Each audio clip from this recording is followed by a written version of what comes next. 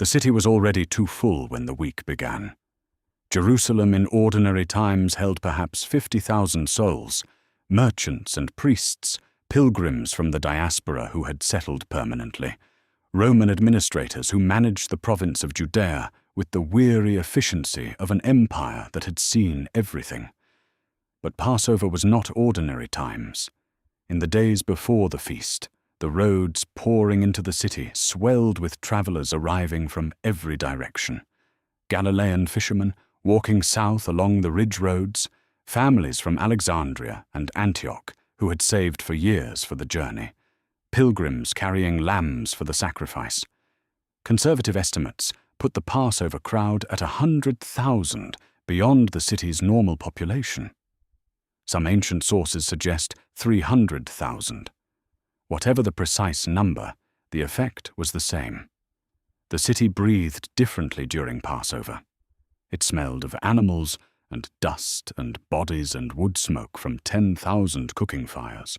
The noise was constant, the lowing of cattle, the bleating of the lambs that would be sold in the temple courts, the multilingual argument of a marketplace under siege.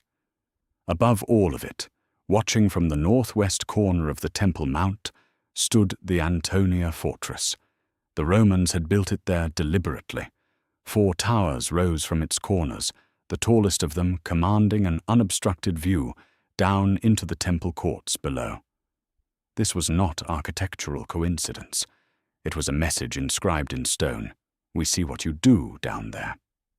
During ordinary weeks, a garrison of soldiers maintained a presence in the fortress. During Passover, the prefect himself came up from Caesarea Maritima on the coast, and the troop presence in the city increased sharply. Josephus, the Jewish historian who witnessed this world from inside it, records that the Romans posted soldiers on the rooftops of the temple colonnades during the festivals, visible from the courts below, a reminder that the celebration of liberation was occurring under the eye of the current occupying power. The irony of that arrangement was not lost on anyone. Passover was not a generic harvest festival. It was the annual commemoration of the night Israel had been freed from slavery in Egypt, freed by the direct action of God, who had passed over the houses of his people and struck down the firstborn of their oppressors, who had split the sea and let an entire army drown, who had led his people out from under the hand of a foreign empire with a strong arm and an outstretched hand. Every year, Jewish families gathered around the Passover table and told that story again. Every year, they ate the unleavened bread of haste and the bitter herbs of slavery and the lamb of deliverance. And every year, that story sat in uncomfortable proximity to the present reality. Soldiers on the colonnades, an emperor's image on every coin in circulation, a Roman governor with the power of life and death installed 40 miles down the road. The Romans knew what Passover meant. They did not suppress it.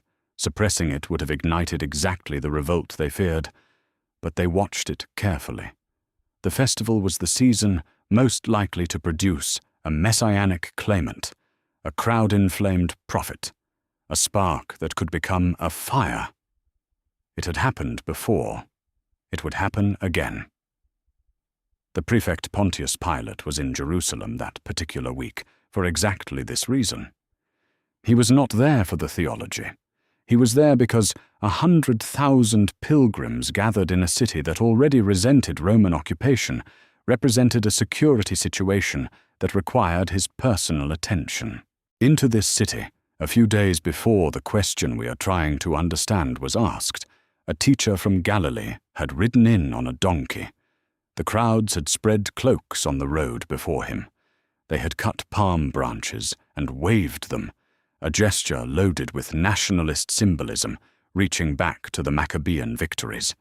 They had shouted, "Hosanna to the Son of David," messianic language, the language of a king coming to his city. Whatever Jesus of Nazareth understood himself to be doing, the crowd understood it in political terms. A king was arriving. This was the kind of moment Roman soldiers on rooftops were posted to observe. It did not slow down from there. The following day, Jesus walked into the temple courts and overturned the tables of the money changers and the seats of the dove sellers. This was not a spontaneous fit of temper. The temple economy was a carefully arranged system that served the economic interests of the chief priests and their allies.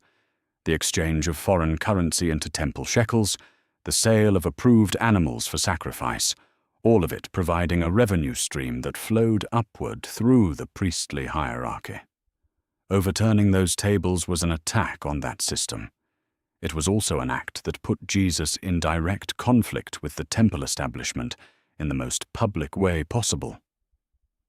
The chief priests heard about it immediately.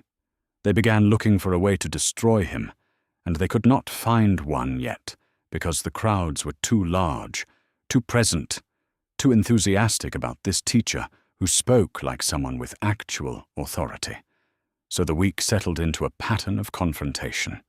Every day, Jesus taught in the temple courts. Every day, a different faction approached him with a challenge. The chief priests questioned his authority.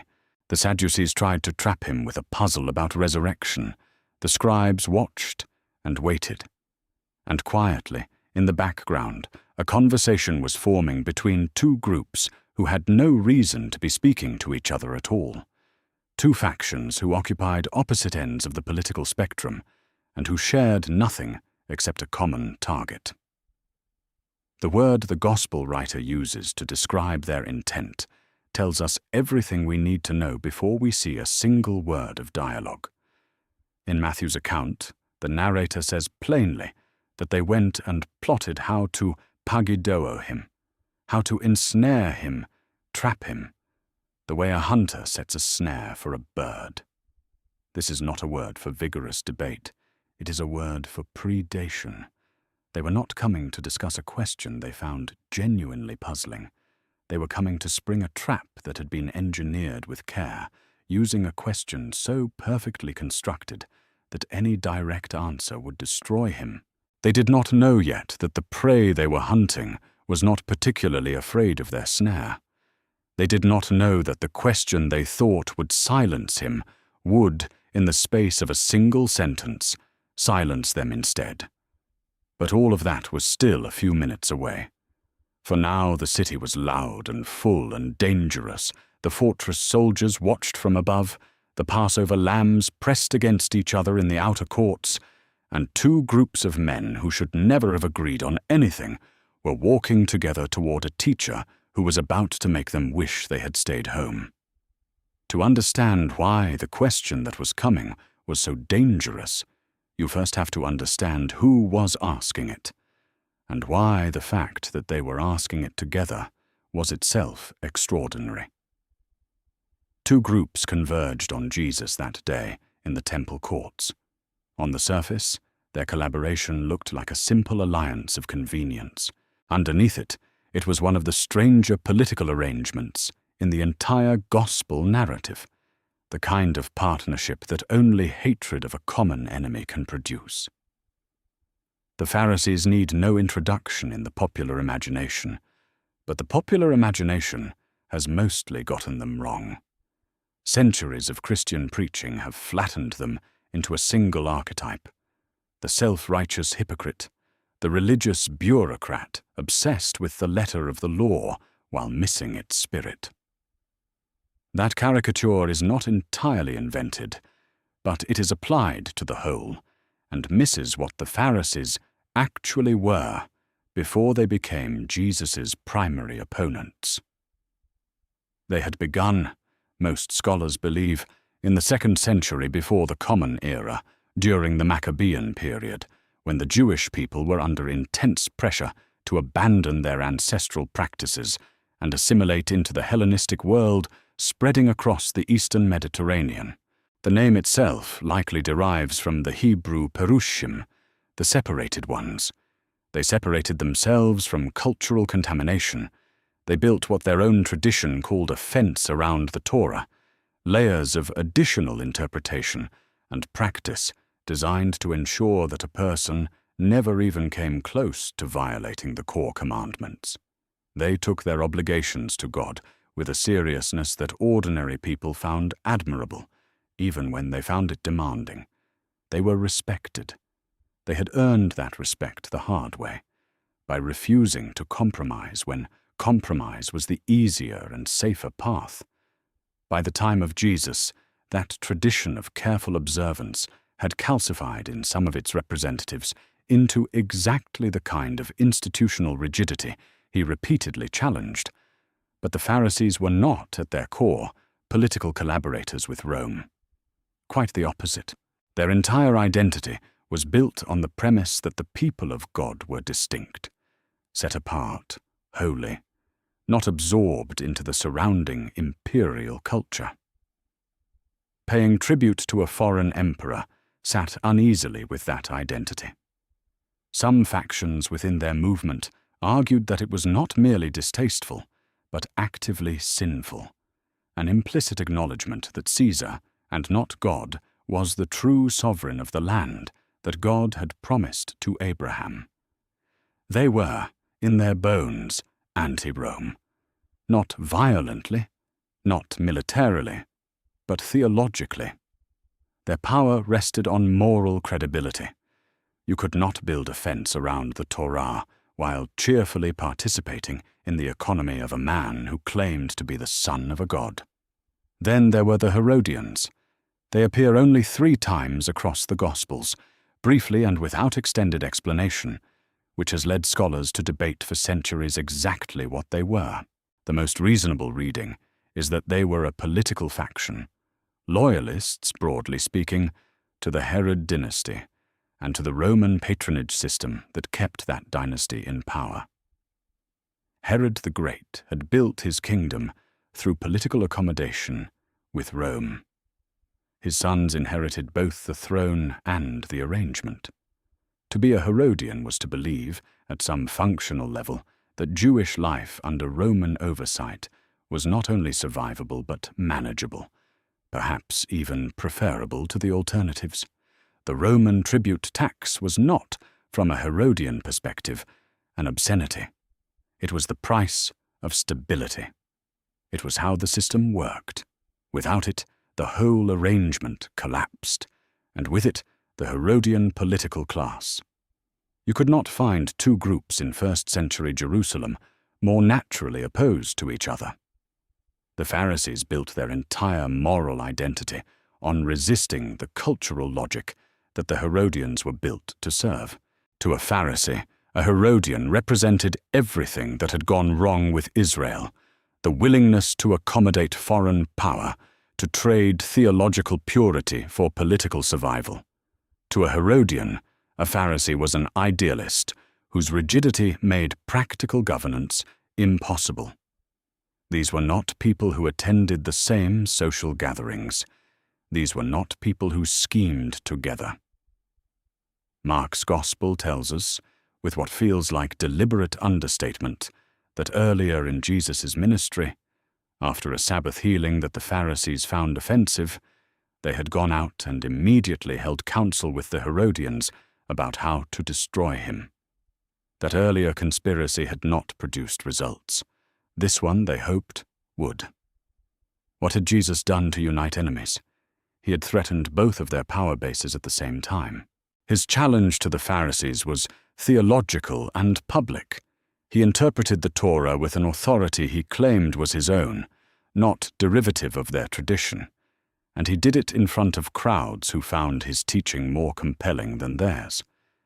Every time he said, "You have heard it said, but I say to you," he was implicitly telling the people that the Pharisees' interpretive monopoly on the law was not, in fact, the last word. That was an existential threat to men whose entire social authority rested on being the authoritative interpreters of the law. And his action in the temple, the overturned tables, the expelled merchants, had struck directly at the financial infrastructure that underwrote the temple establishment, which overlapped considerably with the networks of power the Herodian political class depended on. So they came together, the way rivals always come together when they face a shared threat large enough to temporarily outweigh their mutual contempt. They planned carefully. They chose their question with precision.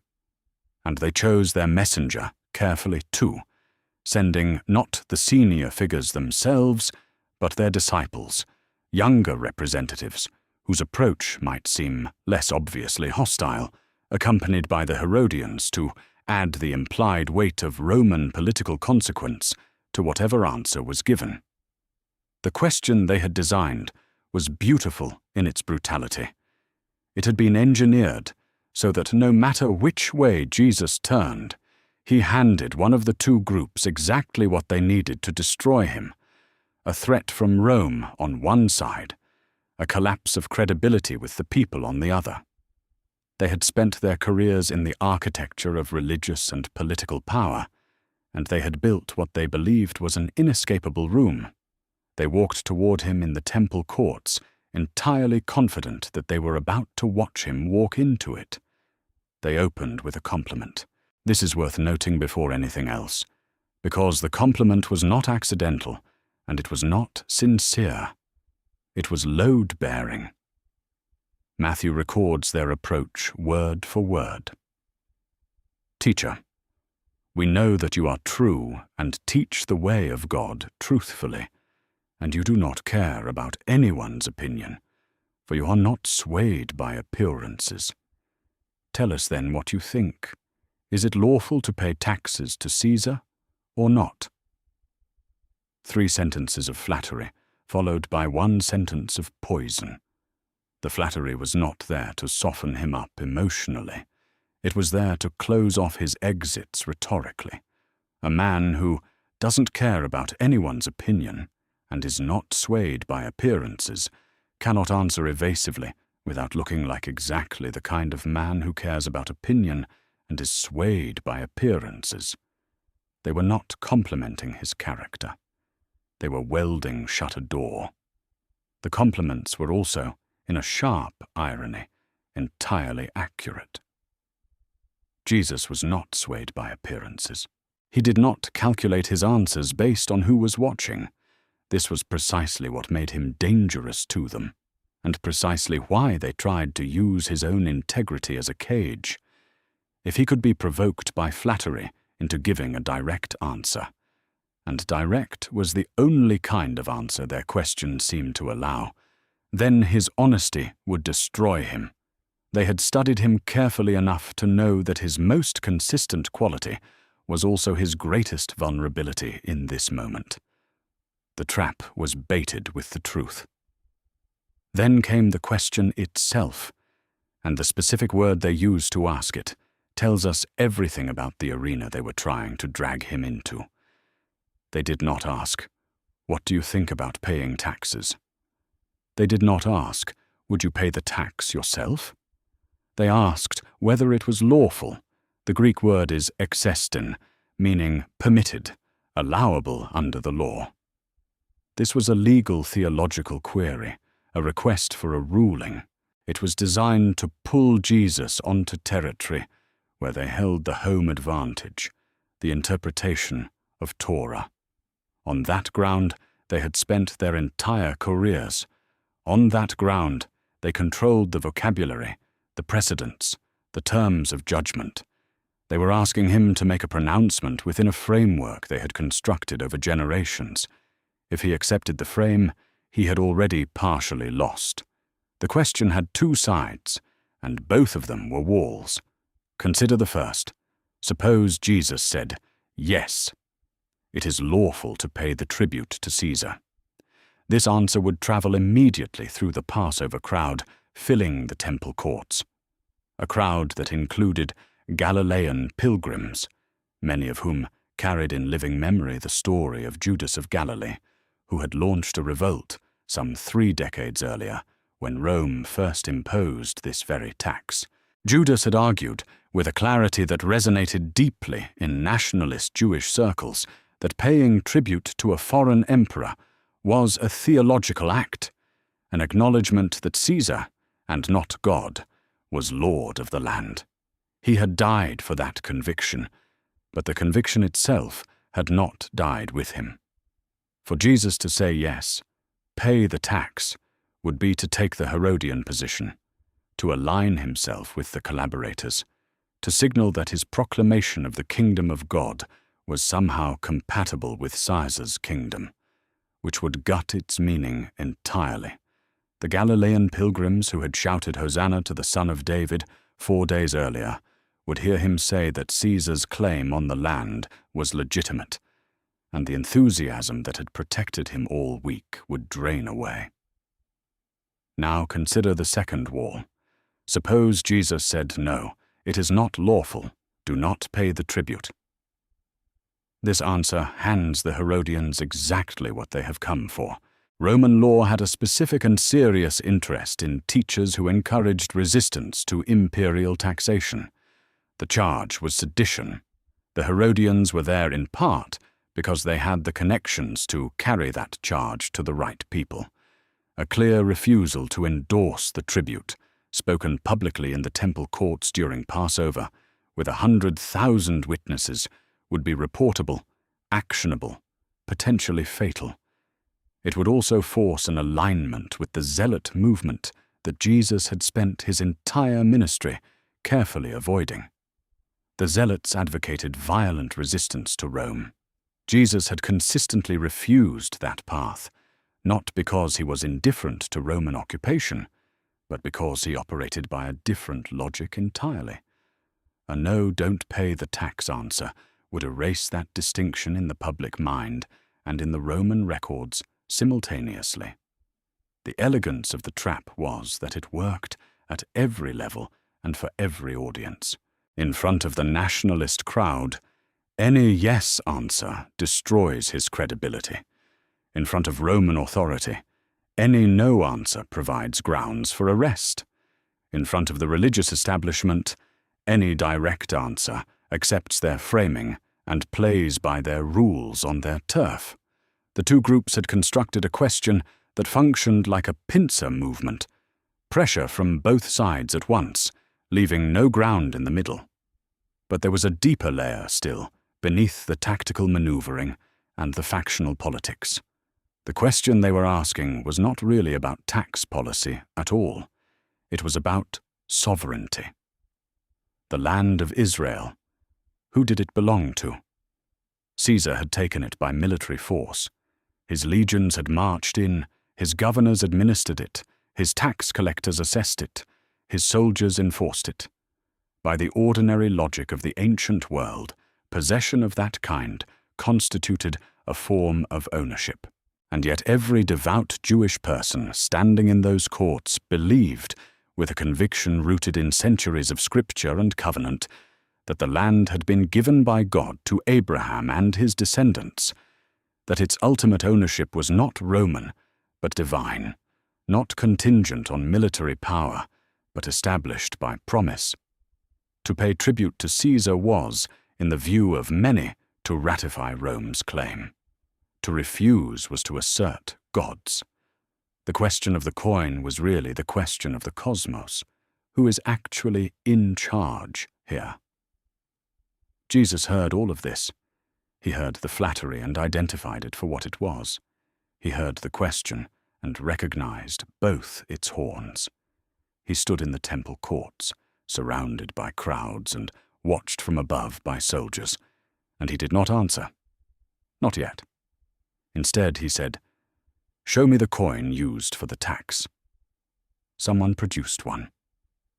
And in that small, unhurried request, before a single word of his actual response had been spoken, the trap had already begun to turn. He did not reach into his own pocket. That detail matters.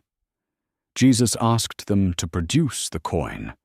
Show me the coin used for the tax. And the request carried an implicit challenge before anyone had moved a muscle. He was not going to handle this on his own terms, drawing on his own resources, accepting the premise that the coin was simply a neutral object in a policy discussion.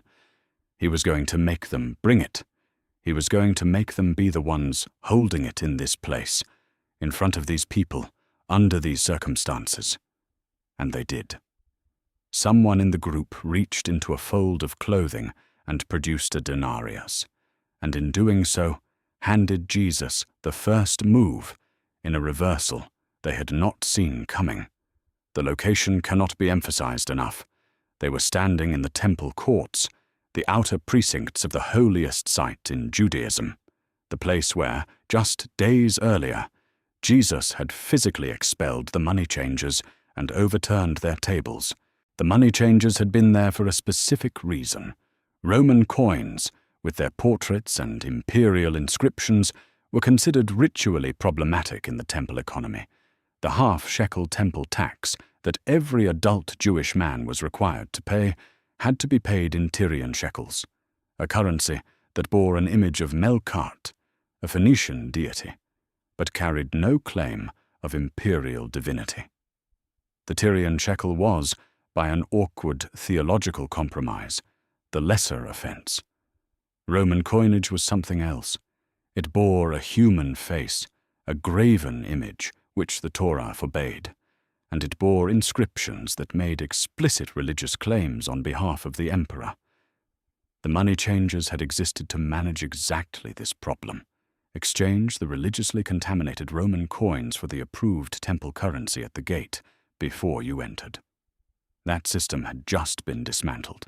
And now, in the courts where the money changers' tables had so recently been overturned, the men who had come to test Jesus on a question of religious law were standing with a Roman coin in their hand. The irony was not subtle. The Pharisees in particular had built their entire public identity on separation, on being the people who did not compromise, who kept the fence around the Torah, who refused to let the surrounding culture seep into the practice of the faithful. Their credibility, their social authority, their claim to be heard on questions of what was lawful and unlawful rested entirely on the perception that they took these distinctions seriously. And here they were, in the temple courts, holding a coin that bore the face of a man whose official title included a claim to divine sonship. They had come to ask Jesus whether it was lawful to participate in Rome's economic system. Their pocket had already answered. The coin itself was a denarius of Tiberius, the specific type that numismatists and historians have called the tribute penny, one of the most studied coins in the ancient world. It was small, silver, roughly 18 millimeters across. On its face, the obverse, was the profile of the Emperor Tiberius, laureate, wearing the laurel wreath that signified divine or heroic honor in Roman iconography. Around his portrait ran the inscription in abbreviated Latin, Tuoi Caesar Divi, a VGFA VGVS TVS, unpacked, that reads Tiberius Caesar, son of the divine Augustus Augustus. Every word was doing theological work. Caesar was the dynastic name, inherited from Julius Caesar. Diviaug Ev, son of the divine, deified Augustus, was a claim of divine parentage, not metaphorical, but legal and official. When Augustus died in 14 AD, the Roman Senate had voted to declare him a god, as they had done for Julius Caesar before him. Tiberius was therefore, in the formal language of Roman state religion, the son of a god. The inscription said so in metal, in your hand, every time you paid for anything.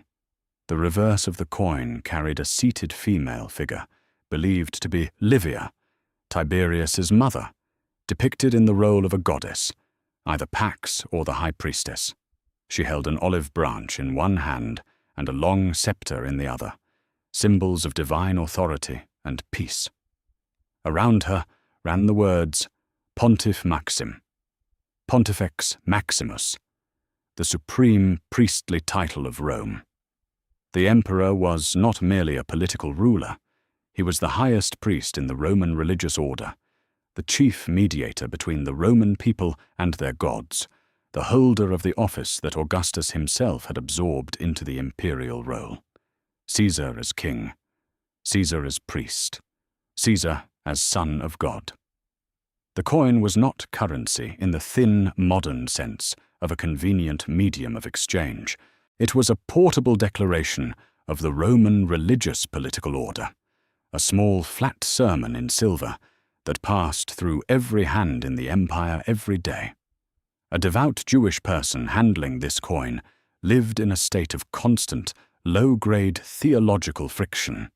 The face alone violated the commandment against graven images. The inscription compounded the offense with its divine sonship language. The priestly title on the reverse put Caesar in direct, implicit competition with the Jewish high priest, who served in the temple just yards from where this conversation was happening. The coin was a provocation in miniature, not screamed, not marched through the streets with banners, but pressed quietly into every transaction, every wage, every tax payment, every day. You could not participate in the economy of Judea without touching it. Jesus looked at the coin. He looked at the men who had brought it, and he asked the question that would become the hinge of everything. Whose image is this, and whose inscription? The Greek word he used for image was eikon.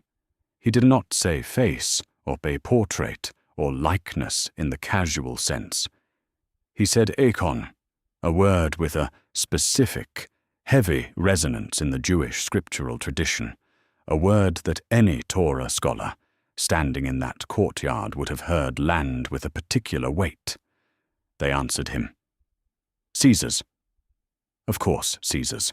The coin said so explicitly. But Jesus had just planted a word in the air between them, and in a moment he would use it to move the entire conversation to a place they had not anticipated and could not follow him out of. The coin had Caesar's icon on it. The question of whose icon was on everything else was about to be the only question that mattered. The answer, when it came, was 11 words in the original Greek. Render to Caesar the things that are Caesar's, and to God the things that are God's. 11 words. The crowd marveled. His questioners went silent and walked away.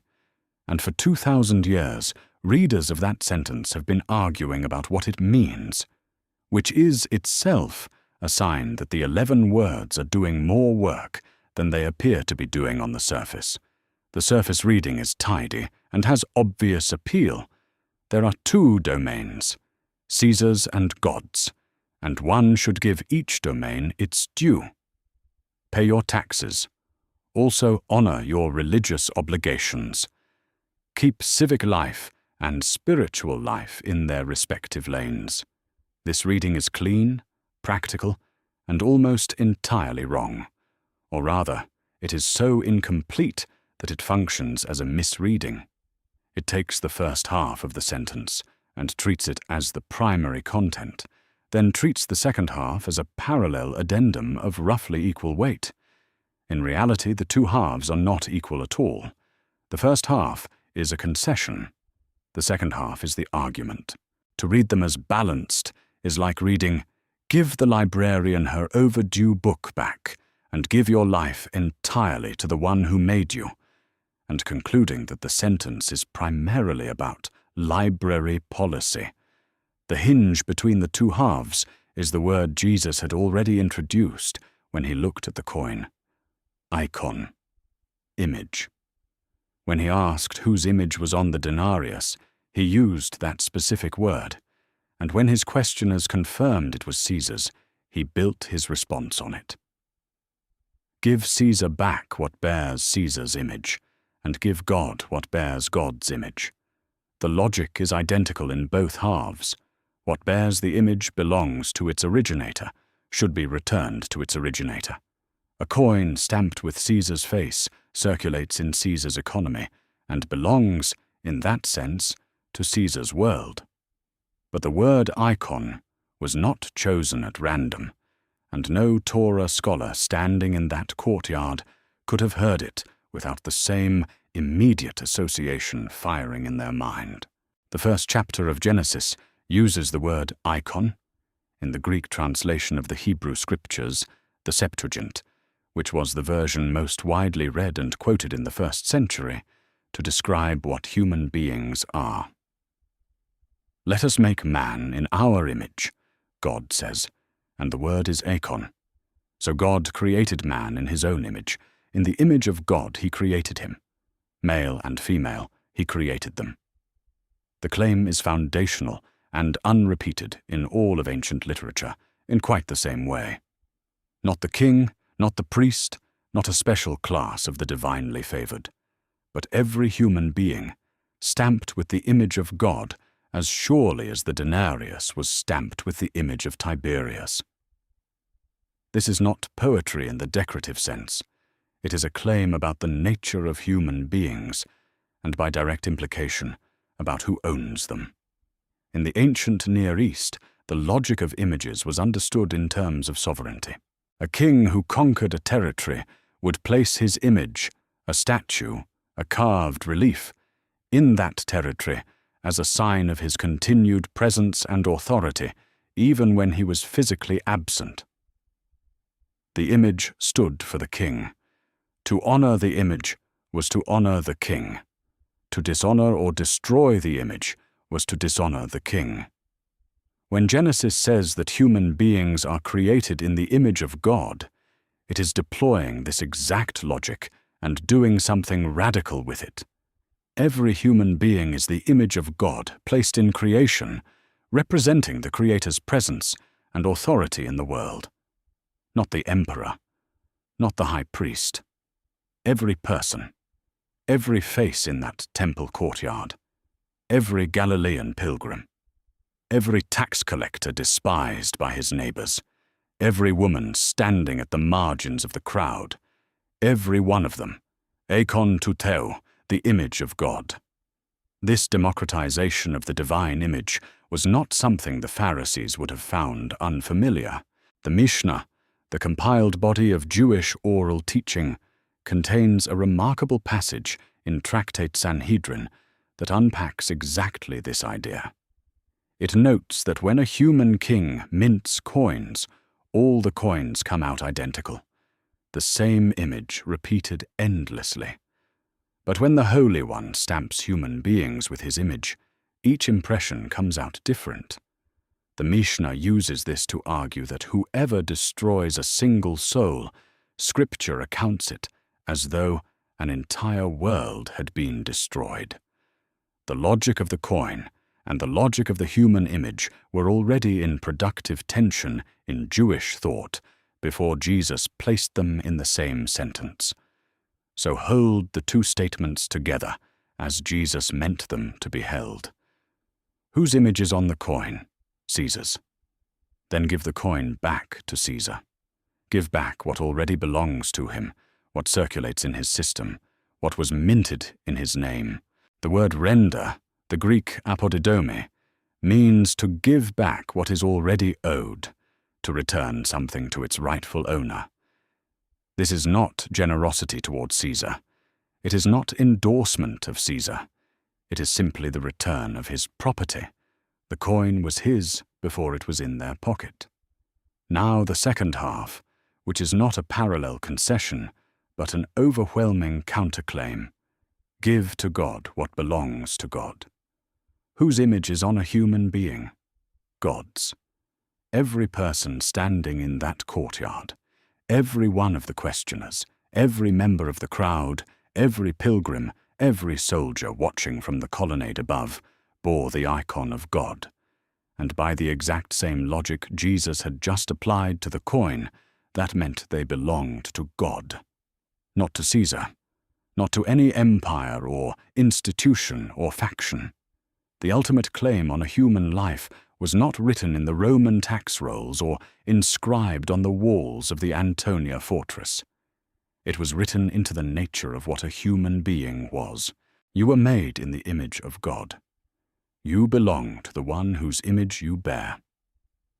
The weight of the sentence falls entirely on that second clause. Caesar's claim, Jesus granted, extends as far as Caesar's coins, the small silver tokens that circulate in his economy and bear his face. God's claim extends to every person made in the divine image, which is every person who has ever lived. The tax question has not been answered. It has been made to look very small, The questioners came to argue about a denarius. Jesus pointed at what the denarius represented, and then pointed at what every human being represented. And suddenly the gap between those two things was the only thing anyone in that courtyard could think about. That is why they marveled. Not because he was clever, because he was right, and they knew it, and they had no answer for it at all. Before Jesus said a single word about Caesar, or God, or images, or rendering, the trap had already sprung in the wrong direction. The moment his questioners reached into their clothing and produced a Roman coin in the temple courts, they had answered the very question they came to ask. Is it lawful to participate in Rome's economic system? Their pocket said yes. They had been participating in it all along. The coin was not a prop they had obtained for the occasion. It was currency they were carrying as a matter of daily routine, the way everyone in Judea carried Roman coins, because Roman coins were how the economy worked. They moved through the same market stalls, paid the same merchants, handled the same silver as every other person in Jerusalem. The theoretical question of whether it was lawful had long since been resolved, in practice, by the way they lived. This is the first layer of the reversal, and it is the quietest. Jesus didn't point it out directly. He did not say, "Look at yourselves, you hypocrites, carrying Caesar's coin into the temple and asking me about lawfulness." He simply asked them to produce the coin, and they did, and the producing of it said everything. The Pharisees had built their authority on the perception of separation. They were the ones who kept the fence around the Torah, who refused to let Roman contamination into the practice of the faithful. Now, in front of the crowd they had come to influence against Jesus, their own hand had introduced that contamination into the most sacred space available. The moral high ground from which they had launched this challenge had quietly collapsed the moment they reached into their pocket. The Herodians were not exposed by the coin in the same way. For them, it was entirely comfortable, a familiar object from a system they served. But the Pharisees had come as the theologically serious half of this partnership, the ones whose credibility on the question of what was lawful actually meant something to the watching crowd. That credibility had just been visibly punctured, not by an argument but by an object, and they had provided the object themselves. Then Jesus spoke, and the second layer of the reversal arrived. He did not answer the question they had asked. He did not say yes or no to the tax. He asked whose image was on the coin, received their answer, and delivered a sentence that changed the altitude of the entire conversation. Give Caesar back his coin. Give God what bears God's image.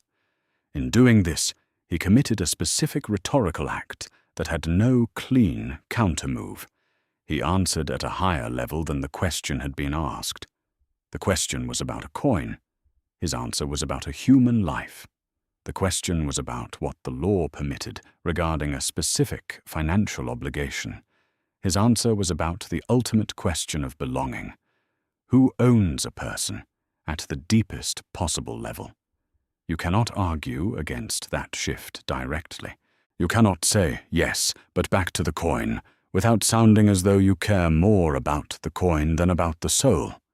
He had moved the ground, and they were standing on air. Consider what the answer did to both of his questioners simultaneously. The Herodians had come hoping for a no, a refusal to endorse the tax that they could carry to Roman authorities as evidence of seditious teaching. They got nothing they could use. Jesus had not said, refuse the tax. He had said, give Caesar back what bears Caesar's image, which is a far cry from revolutionary resistance. There was nothing in that sentence that a Roman lawyer could prosecute. The Herodians left empty. The Pharisees had come hoping for a yes, an endorsement of the tribute that would turn the nationalist crowd against Jesus and strip him of the popular protection that had kept him safe all week.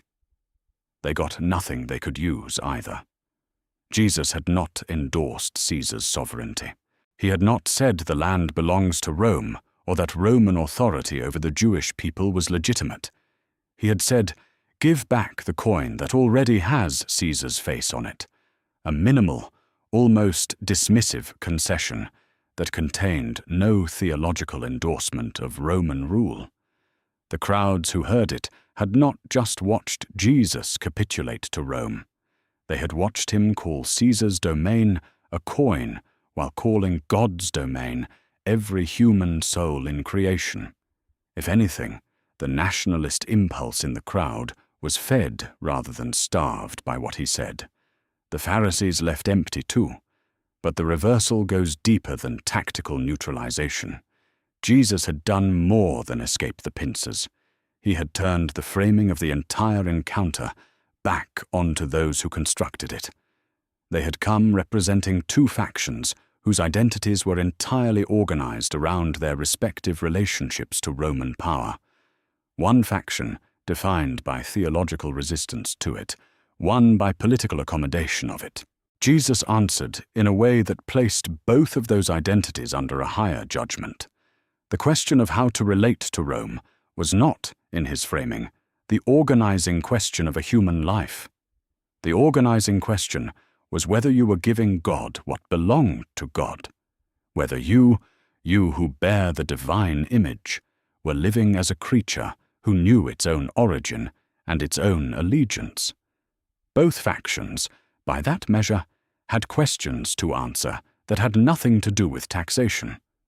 This is the clean devastation of the reversal.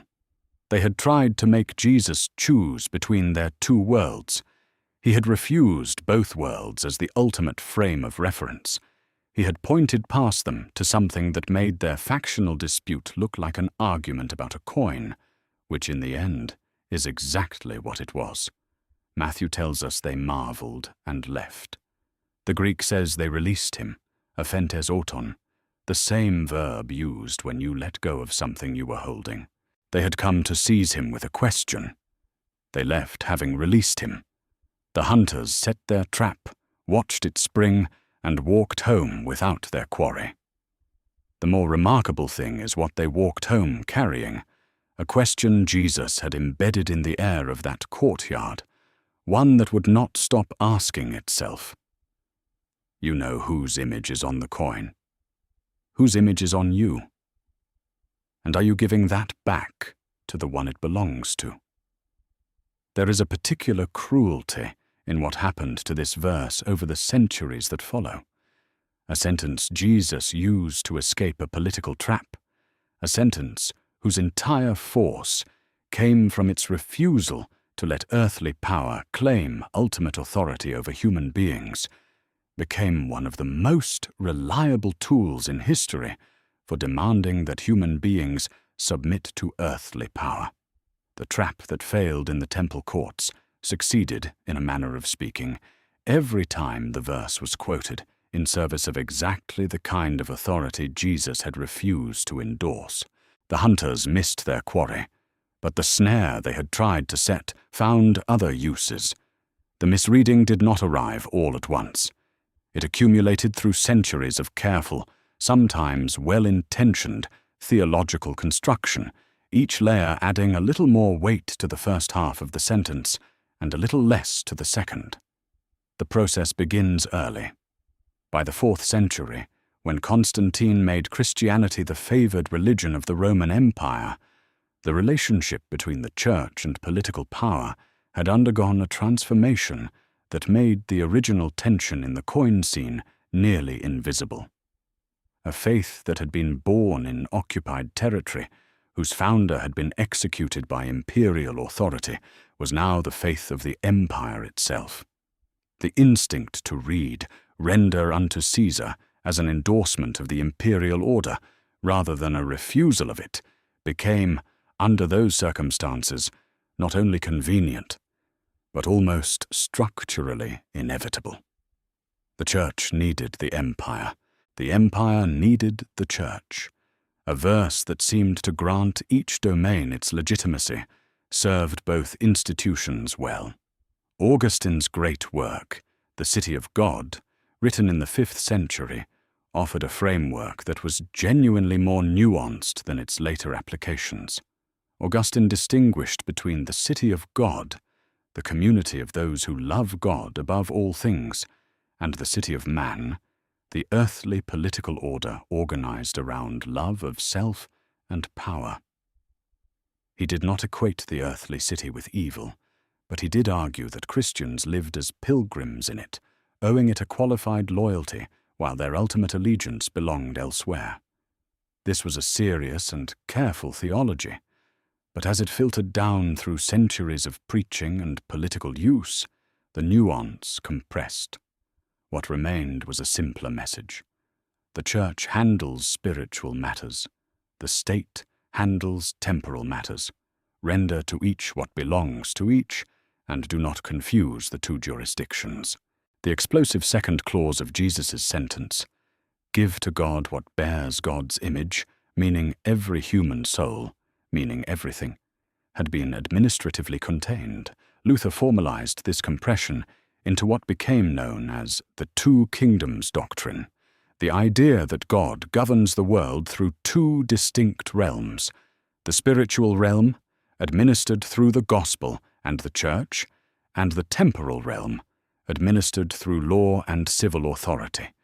In its original form, the doctrine was meant to prevent the church from claiming political power and the state from claiming spiritual authority, a protection running in both directions. But in practice, particularly in the centuries after Luther, it tended to function as a religious sanction for civil obedience. The temporal realm had its own legitimacy, granted by God, and Christians were to submit to it. What this meant on the ground, in dozens of specific historical moments, was that the Lutheran theological tradition found itself poorly equipped to challenge civil authority, when civil authority was doing something that required challenging. The sharpest example arrived in the 1930s. A movement within German Protestantism called the Deutsche Christen, the German Christians, explicitly aligned the Church with the National Socialist state. They cited Paul's instruction in Romans 13 to submit to governing authorities, and they wove into that argument the familiar reading of the coin scene. Caesar has his domain, render to him what is his. A Christianity that had spent centuries treating the first half of the sentence as the operative instruction and the second half as a spiritual footnote was not well positioned to say otherwise. The confessing church, the movement that resisted, had to argue against a theological tradition that had, over many generations, quietly removed from render unto Caesar any limiting principle that might have made it possible to say, but not this, not here, not these people. The abuse was not confined to Europe.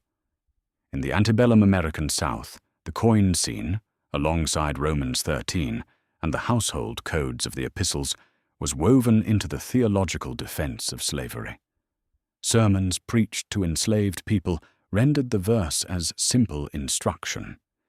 Give to the governing powers what belongs to them. Submit to the authority over you. This is what God requires. The second clause, give to God what bears God's image, was the most devastating possible refutation of that argument. Every enslaved person bore the image of God, and what bore God's image belonged to God, not to any master or any legal system. But that refutation required reading the sentence the way Jesus intended it, with the second half as the weight-bearing clause. The misreading by that point, deeply institutionalized, helped prop up an institution that the sentence's actual meaning condemned. The pattern in every case is the same. Take the first half of the sentence. Treat it as an endorsement of whatever existing authority is in power. Treat the second half as a parallel religious obligation that operates in a separate, private, interior domain and makes no claims on the political order. Repeat as needed. The verse that refused to give Caesar anything but a coin had been recruited to give Caesar everything, the obedience, the silence, the theological cover. What Jesus actually said was not a theory of church and state. It was not a constitutional principle. It was not an endorsement of Roman taxation or any other form of taxation. It was a trap reversal that exposed the smallness of Caesar's actual claim, a coin, and declared in the same breath that the claim of God extends to every being made in the divine image. To read it as a license for political submission is not merely an error of interpretation. It is a near-perfect inversion of the original meaning. The sentence that escaped a trap was itself trapped. And what escaped from it, the question about whose image you bear and whether you are living accordingly, has been waiting, patiently, to be asked again. To understand why Jesus answered the way he did, why neither horn of the trap was ever a real option for him, you have to understand what he meant when he kept talking about the kingdom of God. That phrase runs through his ministry like a spine. It is the first thing he announces when he begins preaching in Galilee. It is the subject of most of his parables. It is what his disciples ask about, argue about, and consistently misunderstand. And it is the frame inside which the coin question was always going to receive a different kind of answer than his questioners expected, because the kingdom of God, as Jesus described it, did not fit inside the categories their question assumed. The most common misunderstanding of the kingdom, both in his own time and across the centuries since, is to locate it primarily in the afterlife, a destination the faithful travel to after death, a heavenly realm safely removed from the mess of earthly politics and power. This reading has the advantage of making Christian faith perfectly compatible with any earthly political arrangement, since its primary territory is elsewhere. It also has the disadvantage of being almost entirely disconnected from what Jesus actually said. The kingdom he announced was not a retreat from the earth. It was the restoration of the earth, the reordering of creaturely life under the direct sovereignty of God, the undoing of the damage done by idolatry and injustice and empire, the fulfillment of what the prophets had described in stubbornly concrete terms: swords beaten into plowshares, the poor lifted up, the hungry filled, the powerful brought down from their thrones. When Jesus stood in his hometown synagogue in Nazareth and read from the Isaiah scroll, "The Spirit of the Lord is upon me, because he has anointed me to proclaim good news to the poor, to proclaim freedom for the prisoners, recovery of sight for the blind, to set the oppressed free," he was not describing a program for spiritual interiority. He was quoting a passage whose original audience understood it as a vision of concrete social transformation, of debts cancelled and captives released and the whole structure of oppression dismantled. And then he sat down and said, "Today this scripture is fulfilled in your hearing, not in the afterlife. Today. Here, the Beatitudes carry the same weight. Blessed are the meek, for they shall inherit the earth. The word is geo, earth, land, the ground under your feet. Not heaven, not a spiritual reward in a disembodied realm. The earth. Blessed are the poor in spirit, for theirs is the kingdom of heaven." And the kingdom of heaven, in Matthew's idiom, is not a place you go to after death, but the reign of God, breaking into the present order. The Lord's Prayer makes the geography explicit. Your will be done on earth as it is in heaven. The prayer is not for evacuation from the earth. It is for the earth to be transformed to match the character of the one who made it. This matters for the coin scene because it means the kingdom Jesus was proclaiming was not a parallel spiritual system operating quietly alongside Caesar's empire without touching it. It was a competing claim about the nature of reality, about who holds ultimate authority, about what the world is actually for. Caesar's empire operated on a specific logic. Conquest establishes ownership, taxation enforces it, military power defends it, and the benefits flow upward toward those with the most power. The kingdom of God, as Jesus described it, operated on an entirely different logic. The last shall be first, the servant is the greatest. The one who loses his life shall find it. The one who would lead must become the slave of all. These were not two systems running in separate lanes. They were incompatible descriptions of how power works and who it serves. This is why Jesus consistently refused the zealot option, not because Roman occupation was acceptable, but because violent resistance accepted the empire's own logic of power.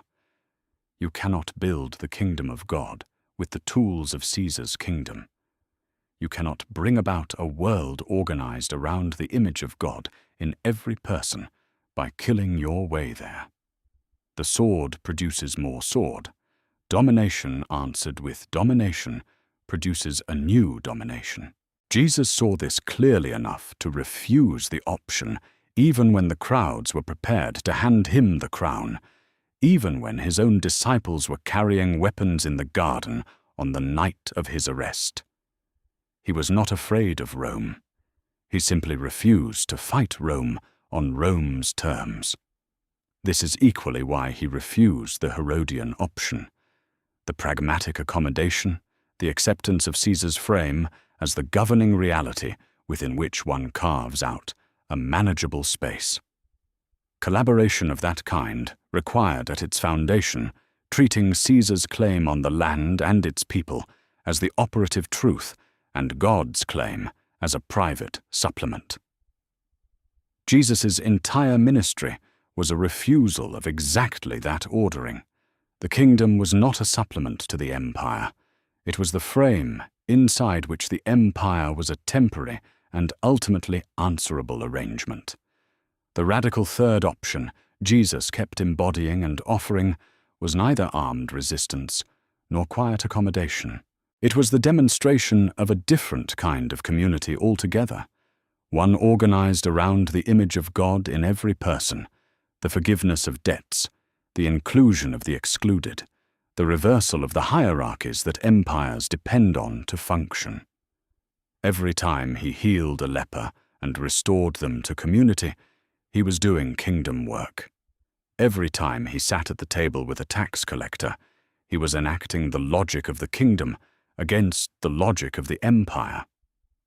Every time he noticed a widow, a child, a blind beggar on the roadside, every time he treated a person who had been assigned low value by the surrounding system as though they were a person of infinite worth, he was making a claim that Caesar's map could not contain. On the day of the coin question, Jesus was not simply escaping a rhetorical trap. He was refusing, one more time, to let the terms of Caesar's world be the terms of the only world that mattered. Give Caesar the coin. It was always his. But understand, as you stand here holding it, that the thing Caesar cannot have, the thing he never had, the thing his legions could not take and his tax collectors could not assess, is the soul of a person made in the image of God. That was not on Caesar's map. It never was. The man whose face was on the coin was not an abstraction. He was a specific person with a specific history, ruling a specific empire at the specific moment when Jesus held that denarius up in the temple courts and asked whose image it bore. His name was Tiberius Julius Caesar Augustus, and he had been emperor of Rome since the year 14 of the Common Era, meaning that for the entirety of Jesus' adult life and ministry, every coin in circulation, every tax demand, every imperial inscription on every public building in Judea had carried this man's name and image. He was not distant mythology. He was the present, pressing, inescapable fact of the world Jesus and everyone around him inhabited. Tiberius had come to power as the stepson and chosen heir of Augustus, the emperor who had transformed the Roman Republic into an empire and ruled it for over 4 decades. Augustus had been, by the standards of the ancient world, a political genius. He had stabilized a system that had been tearing itself apart through civil war and built an administrative structure capable of governing millions of people across 3 continents. When he died, the Roman Senate voted to deify him, as they had deified Julius Caesar before him. This was not a metaphorical honor. It was a legal and religious act. Augustus was officially declared Devos, a god, enrolled among the divine beings who received state worship. Temples were built to him. Priests were appointed to serve his cult. His image was placed in sanctuaries across the empire, and citizens offered incense before it. This is the fact that made the inscription on the denarius so theologically charged. Tiberius was not merely the son of a powerful man. He was, in the formal language of Roman state religion, the son of a god.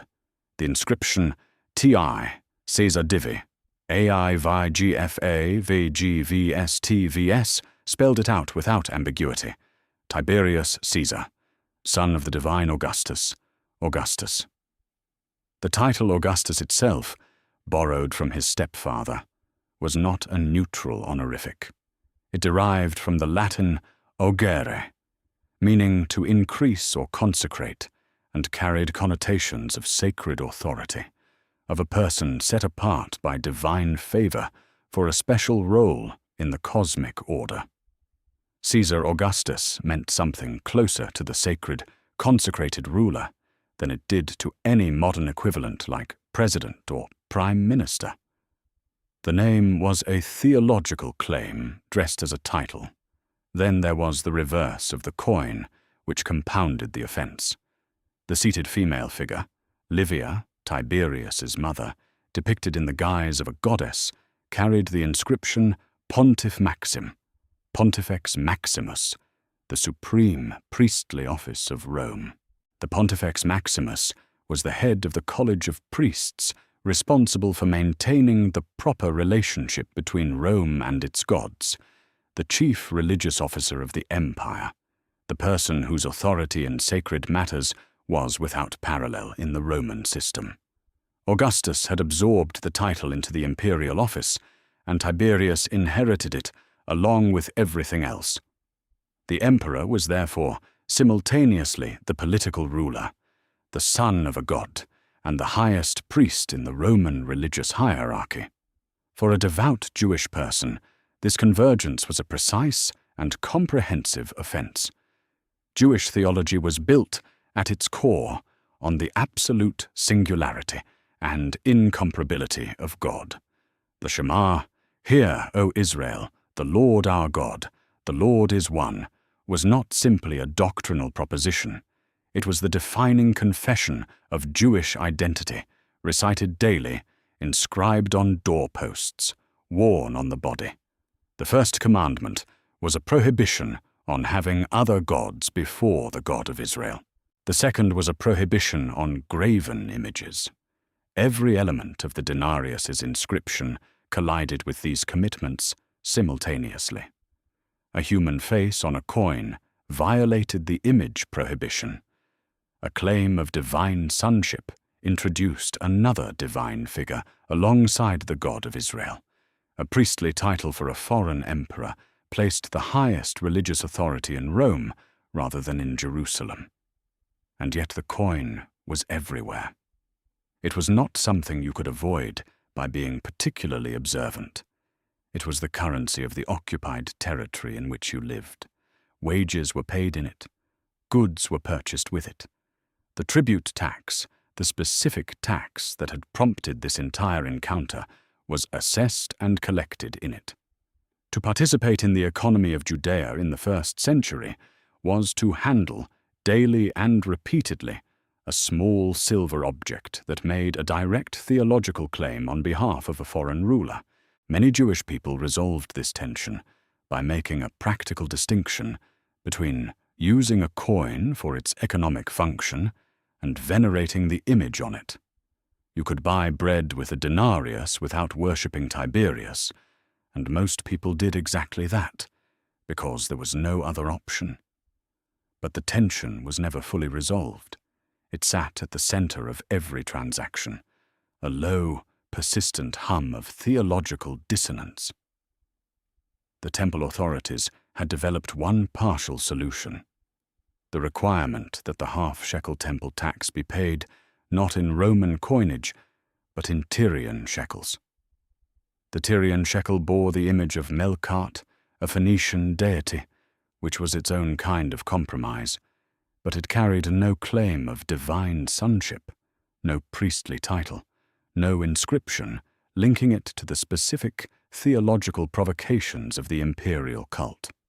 It was a slightly less offensive coin, and the money changers in the temple courts had existed precisely to manage the exchange. Jesus had expelled those money changers days before this conversation. The irony was now complete. The only place in Jerusalem where Roman coinage had been systematically kept at the gate was the place where men were now producing it to ask Jesus a question about religious law. When Jesus looked at the denarius and asked his questioners to read its face aloud, whose image, whose inscription, he was not asking because he did not know. He was making them say it in the temple courts in front of the crowd. He was asking them to announce, in the holiest available space, that the object in their hand declared Caesar to be the son of a god and the supreme priest of the known world. They said, "Caesar's." Of course, Caesar's. And then Jesus said, "Give that back to Caesar. It already belongs to him. His image is on it. His claims are stamped into it. Let him have it." And then came the turn, because there is something else in this world that bears an image, and it does not belong to Caesar at all, and it never did, and no inscription, and no army, and no empire has ever had a legitimate claim on it. There is a word at the center of Jesus' response that most translations flatten into invisibility, and it is doing more work than any other word in the sentence. English renders it as render, which is at least somewhat accurate, or as give, which loses almost everything. The Greek is apodidome, and the difference between apodidome and a simple act of giving is the difference between returning a borrowed book and making a donation. One is the restoration of what was already owed. The other is a voluntary act of generosity. Jesus chose the first kind of word deliberately when the second kind was available to him, and that choice changes the meaning of everything he said. Apodidome is a compound verb. It joins apo, meaning back or away from, to didome, meaning to give. The compound means to give back, to return, to repay what is owed. It appears throughout the New Testament in contexts that make its specific weight plain. In Matthew's Gospel, Jesus uses it in the parable of the unforgiving servant, where a king demands that his servant apodidomai pay back, return, the debt owed to him. In the Sermon on the Mount, Jesus warns that the person taken to court will not get out until they have apodidomai, paid back, the last penny. In Romans, Paul uses it to describe how God will apodidomai, render back, return, to each person according to their works, a judgment framed as giving back what each person's life has accumulated, and what they are therefore owed in return. In every instance, the word carries the same logic. There is a prior claim, a prior ownership, and the action is a restoration of something to the party to whom it belongs. This is not the word you use when you are being generous. It is not the word you use when you are making a voluntary contribution to a cause you have chosen to support. It is the word you use when you are giving back what was never fully yours to begin with, returning what was lent, repaying what was borrowed, restoring what was taken. The person performing the apodidomi is not conferring a benefit on the recipient. They are completing an obligation.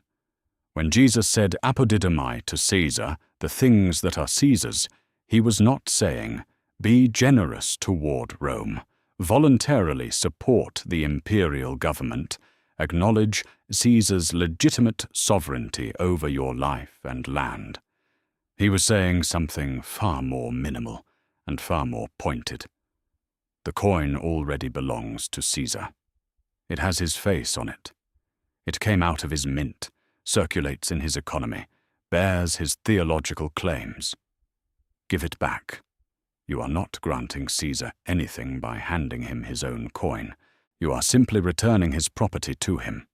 The zealots had argued that paying the tribute was an act of worship, an acknowledgement that Caesar was Lord. Jesus' word choice quietly demolishes that argument. Returning a coin to the man whose face is on it is not worship. It is not even, in any meaningful theological sense, submission. It is the most basic possible act of giving back what was never really yours. Now apply the same word to the second half of the sentence, because Jesus uses the same verb for both clauses. Apodidomi to God the things that are God's. Give back to God what belongs to God. Return to the one who made you what was already his before you were born, what has been his throughout your life, what will remain his when your life ends. This is not a request for a voluntary spiritual contribution. It is a statement about the nature of a human life. You are not the origin of yourself. You did not create the image you bear. You hold it in trust, and the one who stamped it into you has a prior claim on everything you are. There is a parable Jesus told that runs on exactly this logic, though it is rarely connected to the coin scene as directly as it should be. In the parable of the talents, a master entrusts his servants with resources before leaving on a journey. When he returns, he asks for an accounting. The servants who have put the resources to use and multiplied them are commended. The servant who buried his talent in the ground, who held what was given to him without doing anything with it, then handed it back exactly as he received it, is condemned. The master's response is specific. You should have at least put my money with the bankers, so I could have received it with interest when I came back. The condemnation is not for losing the master's resources. It is for the refusal to engage with them, to put them to use, to participate in the purpose for which they were entrusted. The word the master uses for what he expected is apodidomi. Give back what you were given, but give it back multiplied, engaged, spent in the service of the one who entrusted it to you. The human being made in the image of God is, in this framework, a kind of living talent. The image was entrusted, not earned. The life built on it is meant to be put to use in the service of the one whose image it bears, returned at the last with interest. A life spent entirely in Caesar's service, organized entirely around the logics of power and acquisition and domination that Caesar's world rewarded, is the buried talent, given back flat, unchanged, having served no purpose beyond its own preservation. A life spent in the service of the one whose image it bears is the talent put to work. Apodidomi in its fullest sense, a return that has become more than it received. Jesus chose his word with the precision of someone who knew exactly what he was doing. He could have said pay Caesar, using the standard Greek word for tax payment that appears elsewhere in the Gospels when the tribute is discussed straightforwardly. He could have said, give Caesar, using the simple didomi that required no particular prior claim. He chose the word that means return what is already owed, already belonging, already claimed by a prior ownership. And he used it for both Caesar and God in the same breath. The coin goes back to Caesar because it was always his. The human life goes back to God because it was always God's. One of those returns involves a small piece of silver. The other involves everything. Go back to the beginning.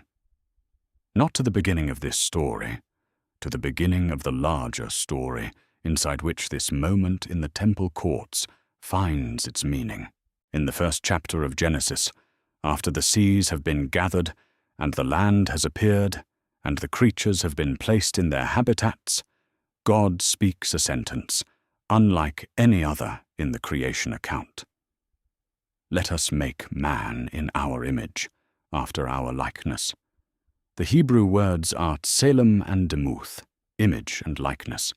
In the Greek translation that Jesus' contemporaries read and memorized and argued over, the words become icon and homoiosis, the same icon Jesus used when he held up the denarius and asked whose image was on it. The echo was not accidental. It was the entire point. The ancient Near East understood what it meant for something to bear a king's image. Across the civilizations surrounding Israel, in Mesopotamia, in Egypt, in Assyria, a king who conquered a territory would place his image in that place. A statue, a carved relief, an inscription bearing his likeness. The image was not merely decorative, it was a proxy for the king's presence and a sign of his authority. To stand before the king's image was to stand before the king. To honor the image was to honor the king. To deface or destroy the image was to commit an act of violence against the king himself. The image didn't represent the king the way a painting represents its subject, distantly as a record. It extended the king's presence into spaces he could not physically occupy. It was a claim of ownership, made permanent in stone. What Genesis does with this concept is breathtaking in its radicalism. Every human being, not the king, not the priest, not a special class of the divinely selected, every human being is created in the image of God. Each person is the image of the divine king placed in creation, extending God's presence into the world, representing the Creator's authority in every space they occupy. The democratization is total. In surrounding cultures, the language of divine image was reserved for the monarch precisely because it conferred sacred authority. Genesis strips that exclusivity away and distributes it to every person who has ever lived, regardless of their position in any human hierarchy. The slave bears the image of God as surely as the emperor. The child pushed to the margins of a crowd bears the image of God as surely as the high priest. The woman standing at the edge of the temple courts bears the image of God as surely as the man in the center of it. The Jewish tradition didn't let this claim remain as decorative theology. The Mishnah, the great compiled body of oral teaching, draws out its implications with a precision that still startles. In Tractate Sanhedrin, the rabbis discuss the procedure for warning witnesses in capital cases, and they make an argument from the creation of Adam. Adam was created alone, a single human being, and from him all of humanity descended. This was done, the Mishnah explains, to teach that whoever destroys a single soul, Scripture accounts it as if he had destroyed an entire world, and whoever saves a single soul, Scripture accounts it as if he had saved an entire world. The logic is the image of God. Each person is irreplaceable, singular, carrying a dignity that no hierarchy can dilute and no power can legitimately override. The Mishnah makes one further point. When a human king mints coins, every impression comes out identical, the same image, stamped over and over, interchangeable. But when the Holy One stamps human beings with his image, no two impressions are alike. Every person is a unique expression of the divine image. This observation made within the very tradition Jesus was teaching inside, placed the coin and the human being in direct contrast and declared the human being infinitely more significant. The political consequences of this theology are not incidental. They are structural. Any system that treats some human beings as worth less than others, by design, by law, by economic arrangement, by social custom, is in direct conflict with the claim that every person bears the image of God. The Roman Empire's entire operation depended on gradations of human worth: citizen versus non-citizen, free versus enslaved, Roman versus provincial. The tributum capitis, the head tax, the very tax at issue in the coin question, was a tax on existing as a person in an occupied territory.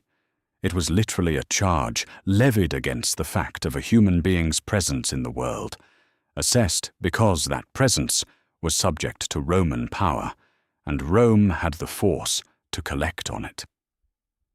Jesus' Imago Dei argument was a direct theological counter to the logic of that tax. You are not primarily a taxable unit in Caesar's administrative system. You are a being made in the image of God.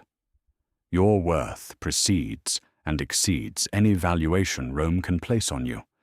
Jesus did not merely teach this doctrine. He embodied it consistently in a way that was socially costly and publicly visible. He touched lepers, people whose bodies had been marked by their community as sites of divine curse, people whose condition required them to announce their own uncleanness to anyone who came near. He touched them and called their worth back into the light. He spoke to the Samaritan woman at the well, crossing two boundaries simultaneously: the boundary between Jews and Samaritans, hereditary enemies, and the boundary between men and women in public space. He called Zacchaeus, the tax collector despised by his neighbors as a collaborator with Rome, down from his tree and into a dinner where his dignity was treated as given rather than earned. He noticed the widow putting 2 small coins in the temple treasury and declared her offering greater than the wealthy donors around her, not as a financial judgment, but as a declaration that God's accounting of human significance ran on entirely different criteria than the world's. Every one of these acts was Imago Dei theology in motion. Every one of them said, to a specific person in a specific moment of social marginalization, the image of God is on you. Your worth is not up for negotiation by the systems that have decided to value you less. You belong to the one who made you, and the one who made you has not changed his mind about your worth. This is the weight that falls on the second clause of the coin sentence. Give to God what belongs to God. What belongs to God is not a tithe, not a religious practice, not a carved-out interior spiritual space left over after Caesar has taken everything else. What belongs to God is every human being who has ever drawn breath, each one stamped with the divine image, each one irreplaceable and singular, and carrying a dignity that no empire has the authority to override.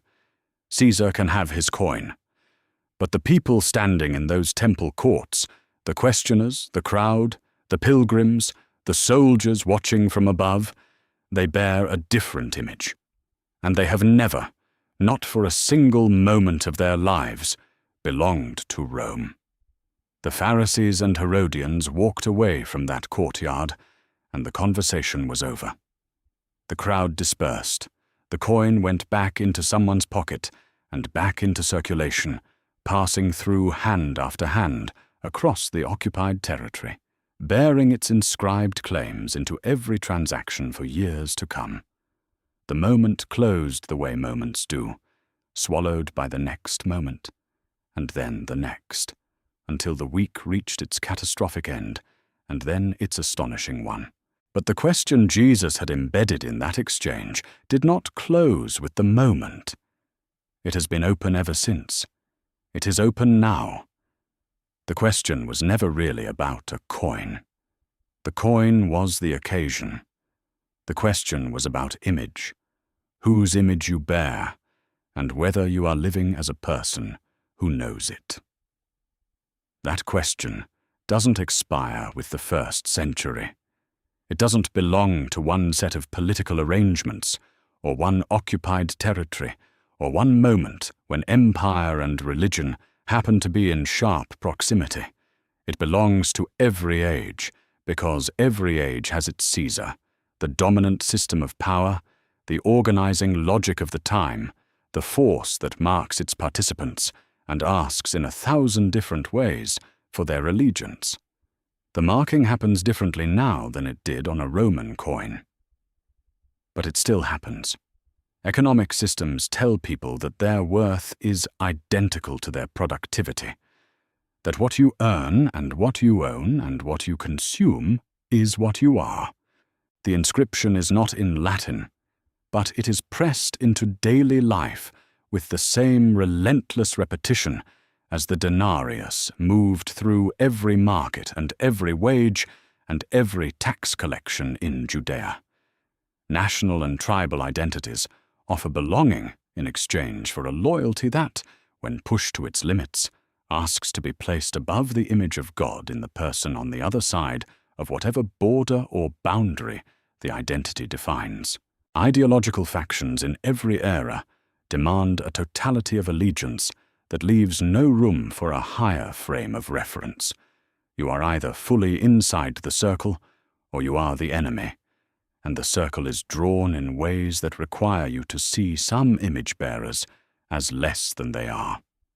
Digital systems in our own moment have discovered that the human face and the human image are extraordinarily valuable commodities, that the appearance of a person, their attention, their desire, can be captured and sold, that the image-bearing creature can be monetized in ways that would have been unimaginable to the men standing in the temple courts, but that carry the same fundamental logic as Caesar's coin. Your image, in our system, belongs to us. Jesus did not say, refuse to use coins. He did not instruct his followers to remove themselves from every system that carried a competing claim on their identity. He lived in the world. He used currency. He paid a temple tax. He ate at tables where the food had been purchased with Roman money. The instruction was not withdrawal. It was clarity. Know whose image is on the coin. Know whose image is on you. The first is provisional. It changes with the empire, with the currency, with the political arrangement of the age. The second is permanent. It was true before any empire existed, and it will be true after every empire has ended. The pastoral weight of this falls hardest on the person who has forgotten whose image they bear. And forgetting is easy, because the systems that want your allegiance are very good at offering substitutes. They offer identity, belonging, purpose, the feeling of mattering within a framework that measures and rewards. A person who has lost their sense of being made in the image of God will reach for those substitutes, because the need the substitutes address is real, the hunger for worth, for meaning, for the sense that your existence is not accidental and not subject to cancellation by whatever system is currently assessing your value. That hunger is written into the nature of the image-bearing creature. Caesar's offer was always, "Let us tell you what you are worth." Jesus' answer was always, "You were told what you are worth before Caesar existed, and the one who told you doesn't revise his estimates." The communal dimension of this cuts just as deep.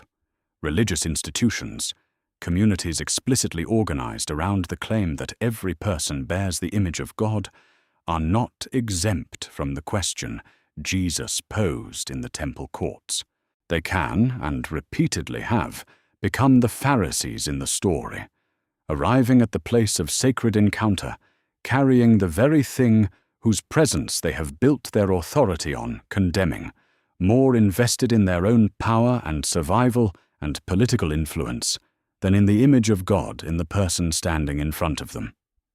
Every institution that uses sacred language to protect institutional interests rather than human dignity has given to Caesar what belongs to God. The trap Jesus escaped is one that communities of faith have walked into throughout history, often without noticing, always with consequences. The social consequence of the Imago Dei claim is not optional or incidental. It is the load-bearing beam. If every human being bears the image of God, then every arrangement that treats some human beings as worth less than others, by law, by custom, by economic design, by deliberate exclusion, is in conflict not with a political preference, but with the nature of what a human being is. This is not a progressive claim or a conservative claim.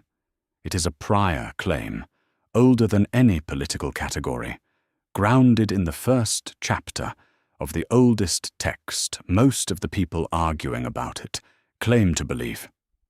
Give to God what belongs to God.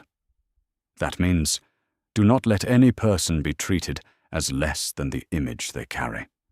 It means, the soul standing in front of you belongs to the one who made it, and that belonging precedes and overrides any other claim on their dignity that any system has ever made.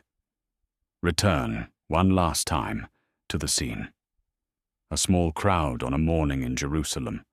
A hostile question engineered by people who had spent their careers learning how to use sacred categories as weapons. A coin held up in a space where coins were supposed to be left at the gate. A single sentence that escaped the trap silenced the room and planted a question in the air that has been asking itself ever since. The coin had Caesar's face. 11 words, and it was over. But the 11 words contained a world. The observation that Caesar's claim reaches exactly as far as the face on his coin, and that God's claim reaches exactly as far as the image stamped into every human life, which is everywhere, which is everyone, which means the question is always, in every age and every arrangement of power, and every moment when a system reaches toward you and asks for your deepest allegiance, the question is always the same one. Whose image is on you